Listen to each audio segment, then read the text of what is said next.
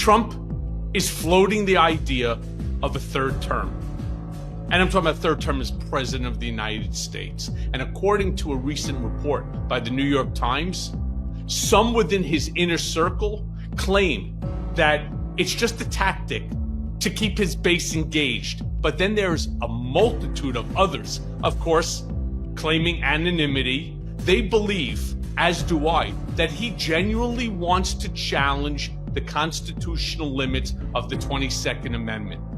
How serious do you think we should be taking this? You know, some people say, yeah, he's just trolling the libs. Other people say this is probably something he does want or desire at a very deep level. He probably is aware of the fact that his chances of making this happen are pretty far and few between. I mean, you would need 2/3 of the Congress and the Senate to ratify a constitutional amendment to make this happen. But I think even more importantly, he knows that he is a lame duck president. I mean, he really only has another year or so and change to actually do anything before this midterm election. And we have every reason to believe that the Republicans are going to get rocked, especially in the Congress. I mean, the Republicans will probably hold the Senate, but you know, in Congress, they're definitely they only have a 2-seat majority. It's going to be the Democrats who win. And he's probably going to be facing impeachment again for some reason, or a lot of investigations. He can't run for re-election. He may try to, but he doesn't have the congressional allies. He doesn't have 2/3, he doesn't have 2/3 votes in the Senate and House. He can't even pass a budget without reconciliation. Tara, I got to tell you though, I'm going to give you a tiny bit of pushback over here, knowing him as well as I do. You're talking like a true American. You're talking like an American who cares about the Constitution. You're talking about somebody that believes that the 22nd Amendment says what it says. Donald Trump does not. Steve Bannon and many of his enablers do not. Yep, you may they recall, can think that. No, he can't do anything about it. He can't change the Constitution himself. Again, when you press the line the way that Donald Trump does on all these constitutional issues, I constantly tell people, you cannot, not for a single second, underestimate this man and his desire to burn the Constitution to the ground. It's what he wants to do. And totally, he will but push you can't do it without congressional allies. And he barely has I'm not sure. What if hypothetically? The only thing he could do would be to take the U.S. military and and create a civil war or something like that. But he does have control as the commander-in-chief of the military. But other than that, he doesn't have 2/3 majority in the House or Senate to change anything in the Constitution. What if hypothetically he gets rid of the entire Congress altogether? As you may recall, Trump said. I don't know that he can do that. Oh, again, he's pressing and pushing constitutional norms to a place that we have never seen. No other president has ever wanted to do anything like this, ever. But he does. So you'll recall Trump was very quick to turn around and metaphorically say that he wants to rewrite the Constitution. By the way, he's stealing this playbook from Vladimir Putin. There was, at one point in time, a Russian constitution that did not allow the president, at that time, Vladimir Putin, to run for a third term. So what did he do? They created a position of prime minister. And the prime minister, for lack of another term, trumps the president to the point that the Oval Office, or the Duma, would end up being the location that the prime minister sits in. And that's exactly what they were doing. Trump is going to look to try to find any way possible. Never in the history of this country did we have something called presidential immunity. He will look to figure out how to bend the terms as much as they possibly can and not have to go through the route which every other person that believes. He doesn't have the support of the people. Like, you can only do those things if you have political support. And here's the thing, I will say, I'll give it to them for this. You know, they chose to pick a fight with this Judge Boasberg over a topic that they knew was politically on their side. I don't know anyone who's going to say to you, I want a Venezuelan gang member being my neighbor. So they knew that they won on immigration, right? That's how they won this election. So they said, let's get in a fight with the judge over gangs, like Venezuelan gang members. This is a hard one to stand up, right? And the truth is that judges don't have an army like Trump does, right? They don't have military control. They kind of have a police force, but they don't have the ability to really enforce the rulings the way that he could possibly. But like ultimately, like courts, their strength is from, the public, from political strength, from the fact like when public sentiment is on their side. So if he doesn't have public sentiment, he can't do these things.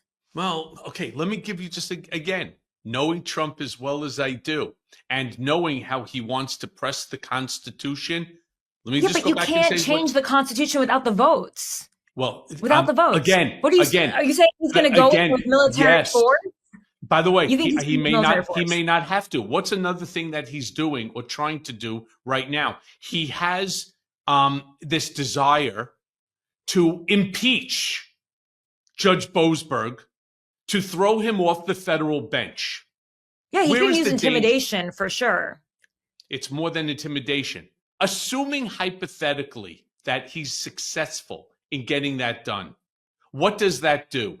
That gives him the ability to do what he said he wants to do, which is to strip the Congress, right, and the judiciary, the legislative branch and the judiciary, of their co-equal powers conferred to them by the Constitution. And he wants to take all the power, confer it to the executive branch, namely the chief executive, namely himself. If he's able to get away with this, hear me on this, if he's able to get away with impeaching Boasberg, who is a federal judge, who has been appointed by a president, who has tenure for life, right? If he could do it to them. But that would have to go all the way up to the Supreme Court. They're not going to impeach Boasberg. They've shot him down a few times. Well, thank God Roberts shot him down on this one. It was a 5-4 majority. If it flips the other way somehow, the reason Roberts decided to vote against Trump in this case is because if you could do it to a federal court judge, you could do the same thing to the Supreme Court.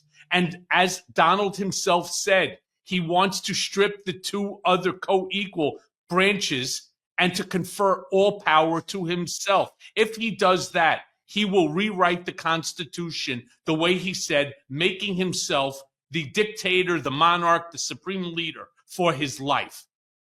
That's what he's intending to do. Yeah, but he can only do this by military force. That's the only way. Well, I'm not 100% sure about that, but like I said, there's no other way to do this except the only way to do this is by military force. Like, you can't do that any other way.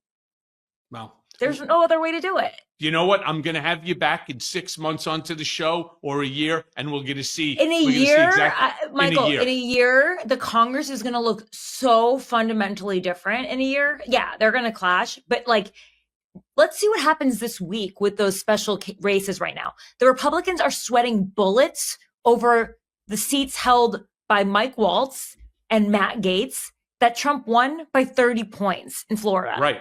The guy, the Democrat, the Democrat is out raising them. He's out polling them. Trump's own pollster, Tony Fabrizio, is finding this. They're in bad shape. You can only pull these things off. The difference between Trump and Putin, who was able to do this, not only the fact that he was followed by Stalin and the USSR, I know this, you know this, having family coming from there. The only difference is like that he already had that groundwork, right, laid down for him in an authoritative regime. It would take a lot for Donald Trump to be able to come in there and do that, having like zero political support. Right, but with all due respect, people said the same thing about the overturning of Roe versus Wade, and somehow he and his sycophantic enablers managed to do that. They are pressing, my point being, they're looking to figure out how to press the Constitution any which way, to bend it any which way they can for their own political power. Oh, I have no doubt. I have zero doubt that he would love to be a king. Like, the gilded words he keeps using, the letter from the king that he adores and loves. Of course. And you know what's sick? A lot of people want power like that. I mean, you even saw Joe Biden not willing to give up power even though everyone saw that he couldn't even hold on to it anymore. This is the Right. problem with power. It corrupts absolutely. You know what I mean? And so that's why we are so lucky to be in a free country where you and I can talk about it like this. But yeah, this is the problem. And maybe his delusions of grandeur are even grander than others, clearly. But I think, at the end of the day, like what he wants and what he can do are two different things. I think there's a strategic purpose to saying that he could run for a third term, and that is to not look like a lame duck and to troll people. And maybe he's trying to push the limits and see what he can do. But if there was ever a moment to change the Constitution, it's going to be right now at the height of his popularity, because every time we look, every single day, his poll numbers are dropping every day. Yeah, and